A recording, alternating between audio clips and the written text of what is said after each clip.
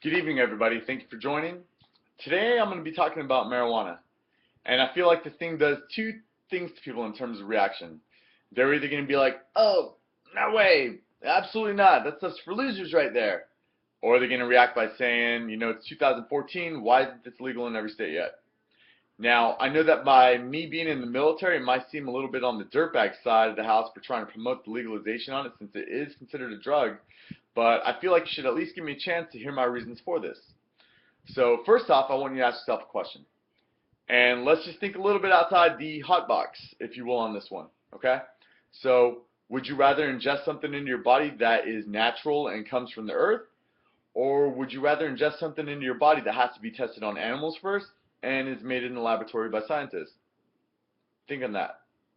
Now, you can sit on that one for a little bit and answer it after a while I go over the main idea of this forum, and that is, with such a huge basis for support and numerous studies on the legitimate medical uses, why is it that marijuana is not legal in the United States yet?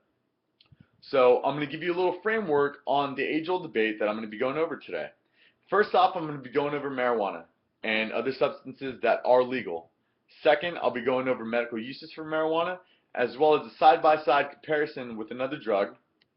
And finally, I'm going to be going over the potential for economic boost and the lowered crime rates that are associated with the legalization of marijuana in Colorado. So, first off, as part of the Controlled Substance Act of 1970, it was deemed a Schedule I substance, which means that because marijuana is addictive, it's illegal. Now, other substances that are legal in the U.S. are oxycodone, Vicodin, and even over-the-counter substances like Sudafed. And that's crazy because oxycodone and Vicodin are definitely addictive as well and are prescribed in only certain amounts. Now, another crazy trait about these drugs is that when ingested in massive amounts, it could lead to body failure and even death. Now, Sudafed, a little fun fact with that is that it can be purchased in mass amounts to create crystal meth. So think about that one a little bit. Also, the National Council on Alcoholism and Drug Dependency gave out a statistic for alcohol-related deaths worldwide, and that number is 2.5 million annually. Now, I'm all for having a good time with alcohol and everything, and in no way am I trying to downgrade on that, but when you go onto the CDC's website, they don't even have a number, or excuse me, a section for deaths caused by marijuana because the number is 0. And you cannot overdose on marijuana. There has been no cases reported of it. Now, aside from the recreational uses of marijuana, there's also the medical side of the house.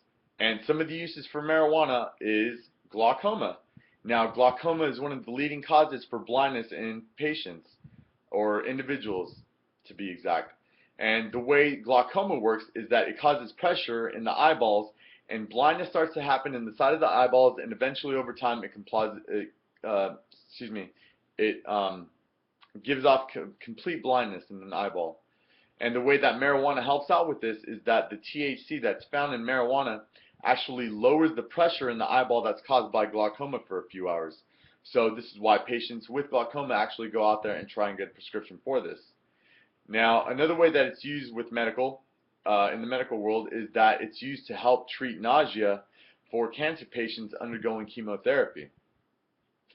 Another fun thing, or another pretty interesting aspect that I found out about the medical marijuana is that it actually boosts the metabolism for weight gain in HIV patients who are trying to maintain a healthy weight, while being HIV positive. So that was very interesting right there. Really quick, we're going to be going over a side-by-side comparison over which drug causes which in terms of side effects. So stand by 1 second while I pull this up. Now, one drug causes dizziness, drowsiness, short-term memory loss, euphoria, and more serious side effects are lowered reaction time, anxiety, panic, and psychosis. Now, the second drug causes bloody black, tarry-colored stools, can cause bloody urine, fever, hives, skin rash, sores, ulcers, yellowy skin in the eyes, yellowy eyes or skin, diarrhea, vomiting, and the more severe side effects are swelling, pain, tenderness in the upper abdomen area, and liver failure. Now, the first set of side effects that I gave off were from marijuana, and they didn't seem that severe to me. Of course, that's just my own opinion. But the second set of side effects came from Tylenol. So, have you ever taken Tylenol before? I can guarantee that everybody in this class has at least once, or I'm willing to bet. So, that's just some information to process right there. Take it how you will, with a grain of salt.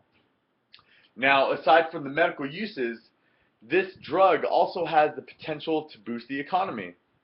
In an article that was done on CNN Money by Aaron Smith in 2014, he stated that Colorado's expected tax revenue in the first 18 months from marijuana and the legalization is $184.7 million.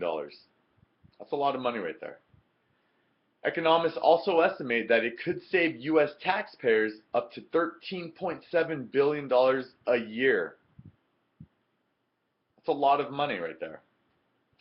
Finally, since it has become legalized in the state of Colorado, there was an article done by Emily Lane in the New Orleans Times that stated, since marijuana's legalization in Colorado, the homicide rates have dropped 60%. Now, of course, there could be also some other variables that go into that, but since the legalization has come into place, those crime rates have dropped pretty low.